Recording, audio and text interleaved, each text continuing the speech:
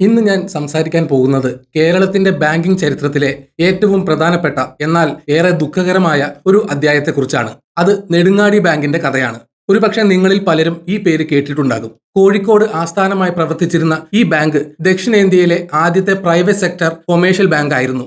100 വർഷത്തിലധികം പാരമ്പര്യമുള്ള ഒരു സ്ഥാപനം എങ്ങനെയാണ് തകർന്നു പോയത്? ആരാണ് അതിന് കാരണക്കാർ?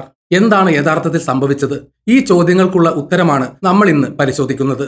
മറ്റൊരു വീഡിയോയിൽ വന്ന കമന്റിൽ നിന്നാണ് ഈ ഒരു വീഡിയോ ചെയ്യാനുള്ള ഐഡിയ ലഭിച്ചത്. ഇന്റർനെറ്റിൽ തിരഞ്ഞപ്പോൾ കിട്ടിയ ചില ആർട്ടിക്കിളിൽ നിന്ന് ലഭിച്ച വിവരങ്ങളാണ് ഞാൻ നിങ്ങളുമായി പങ്കുവയ്ക്കാൻ പോകുന്നത്.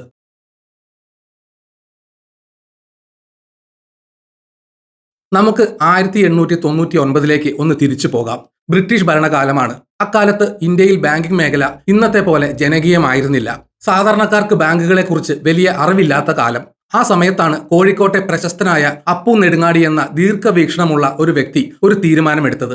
നമ്മുടെ നാട്ടുകാർക്ക് വിശ്വസിക്കാൻ പറ്റിയ ഒരു ബാങ്ക് വേണം. അങ്ങനെ 1899 അദ്ദേഹം നെടുങ്ങാടി ബാങ്ക് സ്ഥാപിച്ചു. അപ്പു നെടുങ്ങാടി ഒരു സാഹിത്യകാരൻ കൂടിയായിരുന്നു. മലയാളത്തിലെ ആദ്യത്തെ നോവലുകളിൽ ഒന്നായ കുന്തലത എഴുതിയത് അദ്ദേഹമാണ്. സാഹിത്യത്തോടൊപ്പം തന്നെ ബിസിനസ്സിലും അദ്ദേഹത്തിന് വലിയ കഴിവുണ്ടായിരുന്നു. അന്ന് ഇമ്പീരിയൽ ബാങ്ക്, അതായത് ഇന്നത്തെ SBI മാത്രമായിരുന്നു വലിയ ബാങ്ക്. അത് സർക്കാർ നിയന്ത്രണത്തിലായിരുന്നു. എന്നാൽ ഒരു മലയാളി സ്വന്തം നിലയിൽ തുടങ്ങിയ ആദ്യത്തെ ബാങ്ക് എന്ന നിലയിൽ നെടുങ്ങാടി ബാങ്ക് ചരിത്രത്തിൽ ഇടം പിടിച്ചു. 1913 ഈ ബാങ്ക് ഒരു കമ്പനിയായി രജിസ്റ്റർ ചെയ്തത്. തുടക്കത്തിൽ വളരെ ചെറിയ രീതിയിലായിരുന്നു പ്രവർത്തനം. കച്ചവടക്കാർക്കും സാധാരണക്കാർക്കും വായ്പ നൽകുക, അവരുടെ നിക്ഷേപം സുരക്ഷിതമായി സൂക്ഷിക്കുക എന്നതായിരുന്നു ലക്ഷ്യം. അപ്പു നെടുങ്ങാടിയുടെ സത്യസന്ധതയും കഴിവും കാരണം കോഴിക്കോട്ടെ ജനങ്ങൾ ബാങ്കിനെ വിശ്വസിച്ചു. മലബാറിലെ സാമ്പത്തിക വളർച്ചയിൽ ഈ ബാങ്ക് വലിയൊരു പങ്ക് വഹിച്ചിട്ടുണ്ട്. സ്വാതന്ത്ര്യത്തിന് ശേഷവും നെടുങ്ങാടി ബാങ്ക് സാവധാനം വളർന്നു. 1960കളിൽ ബാങ്ക് കൂടുതൽ ശക്തി പ്രാപിച്ചു. 1964 തൃശൂരിലെ കൊച്ചിൻ നാഷണൽ ബാങ്കിനെ നെടുങ്ങാടി ബാങ്ക് ഏറ്റെടുത്തു. തൊട്ടടുത്ത വർഷം കോയമ്പത്തൂർ നാഷണൽ ബാങ്കിന്റെ ചില ആസ്തികളും ബാധ്യതകളും ഇവർ ഏറ്റെടുത്തു. ഇതോടെ കേരളത്തിന് പുറത്തേക്കും ബാങ്കിന്റെ പേര് എത്തിത്തുടങ്ങി. വർഷങ്ങൾ കടന്നുപോയി. നെടുങ്ങാടി ബാങ്കിന് ഇന്ത്യയൊട്ടാകെ ശാഖകളുണ്ടായി. ഡൽഹി, മുംബൈ, കൊൽക്കത്ത, ചെന്നൈ തുടങ്ങിയ മെട്രോ നഗരങ്ങളിലും നെടുങ്ങാടി ബാങ്കിന്റെ ബോർഡുകൾ ഉയർന്നു. 170ലധികം ശാഖകളുമായി ബാങ്ക് നല്ല രീതിയിൽ മുന്നോട്ടു പോവുകയായിരുന്നു. 1990കളുടെ തുടക്കം വരെ ബാങ്കിന് വലിയ കുഴപ്പങ്ങളൊന്നും ഉണ്ടായിരുന്നില്ല. ജനങ്ങൾക്ക് ഈ ബാങ്കിൽ വലിയ വിശ്വാസമായിരുന്നു. ഇനിയാണ് കഥയിൽ വില്ലന്മാർ കടന്നു വരുന്നത്. 1990കൾ ഇന്ത്യയിലെ ഓഹരി വിപണിയിൽ വലിയ മാറ്റങ്ങൾ വന്ന സമയമാണ്. ഹർഷത് മേത്തയെ പോലുള്ളവർ ഓഹരി വിപണിയിൽ വലിയ കളികൾ നടത്തുന്ന കാലം. ബാങ്കിംഗ് മേഖലയിലും ഇതിന്റെ പ്രതിഫലനങ്ങൾ ഉണ്ടായി. ഈ സമയത്താണ് B. രത്നാകർ എന്ന വ്യക്തി നെടുങ്ങാടി ബാങ്കിലേക്ക് ശ്രദ്ധ തിരിക്കുന്നത്. അദ്ദേഹം കാനറ ബാങ്കിന്റെ മുൻ ചെയർമാനായിരുന്നു. ബാങ്കിംഗ് ലോകത്ത് അദ്ദേഹം വലിയൊരു പേരായിരുന്നു. എന്നാൽ റിട്ടയർമെന്റിന് ശേഷം അദ്ദേഹം ഫെയർ ഗ്രോത്ത് ഫിനാൻഷ്യൽ സർവീസ് എന്നൊരു കമ്പനി തുടങ്ങി. രത്നാകറിന് നെടുങ്ങാടി ബാങ്കിനെ നിയന്ത്രിക്കാൻ ആഗ്രഹമുണ്ടായിരുന്നു. എന്നാൽ റിസർവ് ബാങ്ക് ഓഫ് ഇന്ത്യയുടെ നിയമങ്ങൾ പ്രകാരം ഒരു വ്യക്തിക്ക് ബാങ്കിന്റെ ഷെയറുകളിൽ വലിയൊരു ശതമാനം സ്വന്തമാക്കാൻ കഴിയില്ല. ഇത് മറികടക്കാൻ രത്നാകർ ഒരു തന്ത്രം പ്രയോഗിച്ചു. അദ്ദേഹം തന്റെ സുഹൃത്തുക്കളുടെയും ബിനാമികളുടെയും പേരിൽ നെടുങ്ങാടി ബാങ്കിന്റെ ഷെയറുകൾ വാങ്ങി. അങ്ങനെ ബാങ്കിന്റെ നിയന്ത്രണം പരോക്ഷമായി രത്നാകറിന്റെ കൈകളിലെത്തി. പക്ഷേ നിർഭാഗ്യവശാൽ 1992 രത്നാകർ മരണപ്പെട്ടു. രത്നാകറിന്റെ മരണശേഷം നെടുങ്ങാടി ബാങ്കിന്റെ ഷെയറുകൾ പലയിടത്തായി ചിതറിക്കിടക്കുകയായിരുന്നു. ഈ അവസരം മുതലെടുത്തത് രാജേന്ദ്ര ബന്ദിയ എന്ന മുംബൈക്കാരനായ സ്റ്റോക്ക് ബ്രോക്കറാണ്. ഇദ്ദേഹം സാധാരണക്കാരനായിരുന്നില്ല. ബോംബെ സ്റ്റോക്ക് എക്സ്ചേഞ്ചിലെ പ്രമുഖനായ ബ്രോക്കറായിരുന്നു. ബന്ദിയ വളരെ തന്ത്രപൂർവ്വം രത്നാകറിന്റെ സുഹൃത്തുക്കളുടെ കൈവശമുണ്ടായിരുന്ന നെടുങ്ങാടി ബാങ്കിന്റെ ഷെയറുകൾ വാങ്ങി തുടങ്ങി. പതുക്കെ പതുക്കെ ബാങ്കിന്റെ വലിയൊരു ഭാഗം ഷെയറുകൾ ബന്ദിയായുടെയും അദ്ദേഹത്തിന്റെ കമ്പനികളുടെയും കൈവശമായി. അങ്ങനെ ചരിത്രത്തിൽ ആദ്യമായി ഒരു സ്റ്റോക്ക് ബ്രോക്കർ ഒരു ബാങ്കിന്റെ ഉടമസ്ഥനെ പോലെയായി. യഥാർത്ഥത്തിൽ ഒരു ബ്രോക്കർക്ക് ബാങ്ക് ഭരിക്കാൻ അവകാശമില്ല. കാരണം ബ്രോക്കർമാർ ഓഹരി വിപണിയിൽ ലാഭമുണ്ടാക്കാൻ ശ്രമിക്കുന്നവരാണ്. ബാങ്ക് എന്നത് ജനങ്ങളുടെ പണം സൂക്ഷിക്കേണ്ട സ്ഥലമാണ്. ഇത് രണ്ടും കൂടി ചേർന്നാൽ അപകടമാണ്. എന്നാൽ RBIയുടെ കണ്ണുവെട്ടിച്ച് ബന്ദിയ ബാങ്കിന്റെ ഡയറക്ടർ ബോർഡിൽ കാര്യമായ സ്വാധീനം ചെലുത്തി. രാജേന്ദ്ര ബന്ദിയയുടെ ലക്ഷ്യം ബാങ്ക് നന്നാക്കുക എന്നതായിരുന്നില്ല. ബാങ്കിലെ പണം ഉപയോഗിച്ച് ഓഹരി വിപണിയിൽ കളിച്ച് ലാഭമുണ്ടാക്കുക എന്നതായിരുന്നു. ഇതിനായി അദ്ദേഹം കണ്ടെത്തിയ വഴിയായിരുന്നു ആർബിട്രേജ് ട്രേഡിംഗ്. എന്താണ് ഈ ആർബിട്രേജ്? ലളിതമായി പറഞ്ഞാൽ ഒരു സ്റ്റോക്ക് എക്സ്ചേഞ്ചിൽ നിന്ന് കുറഞ്ഞ വിലയ്ക്ക് ഷെയർ വാങ്ങി മറ്റൊരു എക്സ്ചേഞ്ചിൽ കൂടിയ വിലയ്ക്ക് വിൽക്കുന്ന പരിപാടിയാണ്. ഇതിൽ റിസ്ക് കുറവാണെന്നാണ് പറയപ്പെടുന്നത്. എന്നാൽ ബന്ദിയ ചെയ്തത് ഇതല്ല. അദ്ദേഹം ബാങ്കിന്റെ കോടിക്കണക്കിന് രൂപ സ്വന്തം ബ്രോക്കറേജ് കമ്പനികളിലേക്ക് വകമാറ്റി. Harvest deal securities, Srikanth G Mantri, first custodian fund എന്നിങ്ങനെയുള്ള 3 ബ്രോക്കർ സ്ഥാപനങ്ങൾ വഴിയാണ് ഇടപാടുകൾ നടത്തിയത്. ഈ സ്ഥാപനങ്ങളെല്ലാം ബന്ദിയയുമായി ബന്ധപ്പെട്ടവയായിരുന്നു. നെടുങ്ങാടി ബാങ്കിന്റെ ബോർഡ് ഈ ബ്രോക്കർമാർക്ക് പണം നൽകാൻ അനുമതി നൽകി. 2000 മാർച്ചിൽ ഓഹരി വിപണിയിൽ വലിയ കുതിപ്പുണ്ടായ സമയത്ത് ഈ ബ്രോക്കർമാർ ബാങ്കിന്റെ പണം ഉപയോഗിച്ച് വൻതോതിൽ ഷെയറുകൾ വാങ്ങി. എന്നാൽ പെട്ടെന്ന് വിപണി തകർന്നു. വാങ്ങിയ ഷെയറുകളുടെ വില കുത്തനെ ഇടിഞ്ഞു. ബാങ്കിന് കോടികളുടെ നഷ്ടം സംഭവിച്ചു. ഇവിടെ നടന്ന പ്രധാന തട്ടിപ്പ് എന്തെന്നാൽ ബാങ്ക് ഷെയർ വാങ്ങുന്നതിന് പണം ബ്രോക്കർമാർക്ക് നൽകി. എന്നാൽ ലാഭം കിട്ടിയപ്പോൾ അത് ബ്രോക്കർമാർ എടുത്തു. നഷ്ടം വന്നപ്പോൾ അത് ബാങ്കിന്റെ തലയിലായി. മാത്രമല്ല പല ഷെയറുകളും യഥാർത്ഥത്തിൽ വാങ്ങിയിട്ട് പോലുമില്ല എന്ന ആരോപണവും ഉയർന്നു. ബോഗസ് ട്രാൻസാക്ഷൻസ് അഥവാ വ്യാജ ഇടപാടുകൾ നടന്നു. ഏകദേശം 95 കോടിയോളം രൂപ ബാങ്കിന് ബ്രോക്കർമാരിൽ നിന്ന് കിട്ടാനുണ്ടായിരുന്നു. പക്ഷേ ആ പണം ഒരിക്കലും തിരിച്ചു കിട്ടിയില്ല. ബാങ്കിന്റെ പണം നഷ്ടപ്പെട്ടതോടെ പ്രതിസന്ധി രൂക്ഷമായി. കിട്ടാക്കടങ്ങൾ, നോൺ പെർഫോമിംഗ് അസറ്റ്സ് വല്ലാതെ വർദ്ധിച്ചു. കൊടുത്ത വായ്പകൾ തിരിച്ചു വരുന്നില്ല. ഓഹരി വിപണിയിലെ നിക്ഷേപം നഷ്ടമായി.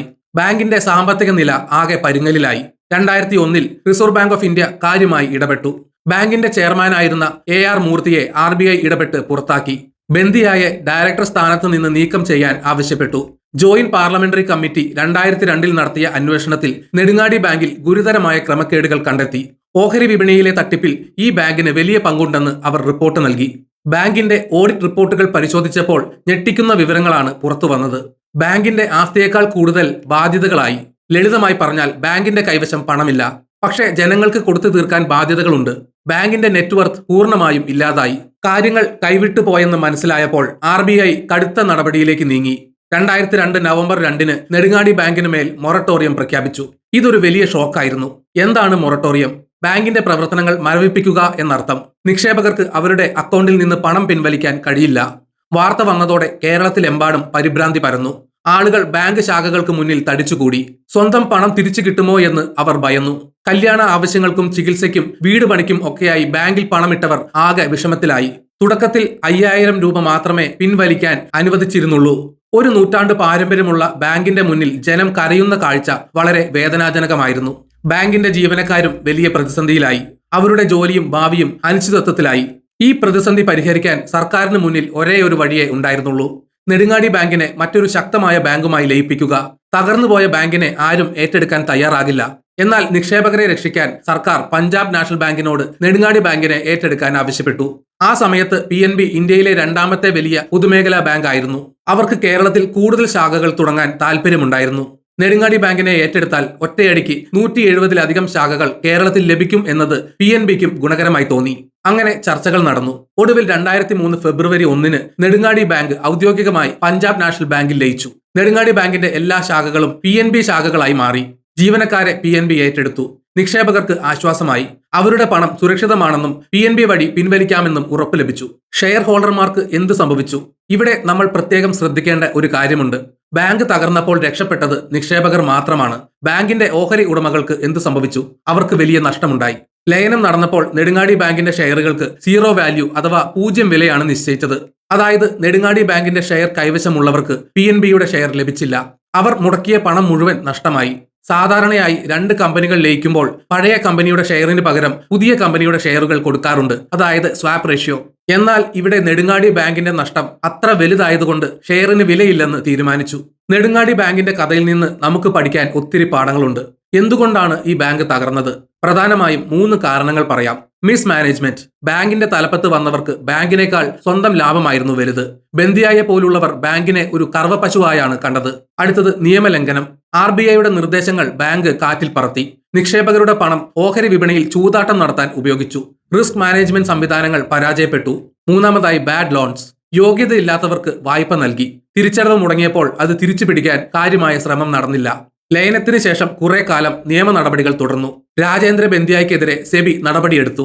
അദ്ദേഹത്തെ ഓഹരി വിപണിയിൽ നിന്ന് വിലക്കി. CBI കേസുകൾ രജിസ്റ്റർ ചെയ്തു. പക്ഷേ ഇതൊന്നും നഷ്ടപ്പെട്ട ബാങ്കിനെ തിരികെ കൊണ്ടുവരാൻ സഹായിച്ചില്ല. നെടുങ്ങാടി ബാങ്ക് എന്ന പേര് ചരിത്രത്തിൽ നിന്ന് തന്നെ മാഞ്ഞുപോയി. ഇന്ന് കോഴിക്കോട്ടെ പല PNB ശാഖകളും പഴയ നെടുങ്ങാടി ബാങ്ക് ആയിരുന്നു എന്ന് പഴയ തലമുറ ഓർക്കുന്നുണ്ടാകും. അപ്പു നെടുങ്ങാടി എന്ന മഹാൻ കണ്ട സ്വപ്നം പിൽക്കാലത്ത് വന്നവരുടെ അത്യാഗ്രഹം കാരണം തകർന്നുപോയ കഥയാണിത്. നെടുങ്ങാടി ബാങ്കിന്റെ കഥ ഒരു ഓർമ്മപ്പെടുത്തലാണ്. ഒരു സാമ്പത്തിക സ്ഥാപനം എത്ര വലുതായാലും അതിന്റെ അടിത്തറ വിശ്വാസമാണ്. ആ വിശ്വാസം തകർത്താൽ 100 വർഷത്തെ പാരമ്പര്യമുണ്ടെങ്കിലും അത് തകർന്നടിയും. അപ്പു നെടുങ്ങാടി 1899 തുടങ്ങിയപ്പോൾ അദ്ദേഹം ആഗ്രഹിച്ചത് ജനങ്ങളുടെ സാമ്പത്തിക പുരോഗതിയാണ്. എന്നാൽ 2000-ങ്ങളിൽ അത് ചില വ്യക്തികളുടെ പണമുണ്ടാക്കാനുള്ള വഴിയായി മാറി. കോർപ്പറേറ്റ് ഗവേണൻസ് അഥവാ ശരിയായ ഭരണനിർവഹണം ഒരു സ്ഥാപനത്തിന് എത്രത്തോളം പ്രധാനമാണെന്ന് ഈ സംഭവം നമ്മളെ പഠിപ്പിക്കുന്നു. ഇന്ന് ബാങ്കിംഗ് നിയമങ്ങൾ കൂടുതൽ കർശനമാണ്. ഇത്തരം തട്ടിപ്പുകൾ നടക്കാതിരിക്കാൻ RBI കൂടുതൽ ജാഗ്രത പുലർത്തുന്നുണ്ട്. എങ്കിലും ചരിത്രം മറക്കാതിരിക്കുക. നെടുങ്ങാടി ബാങ്ക് എന്ന പേര് കേരളത്തിന്റെ സാമ്പത്തിക ചരിത്രത്തിൽ ഒരു വലിയ പാഠമായി എന്നും നിലനിൽക്കും. വീഡിയോ കണ്ട എല്ലാവർക്കും നന്ദി. ജയ് ഹിന്ദ്.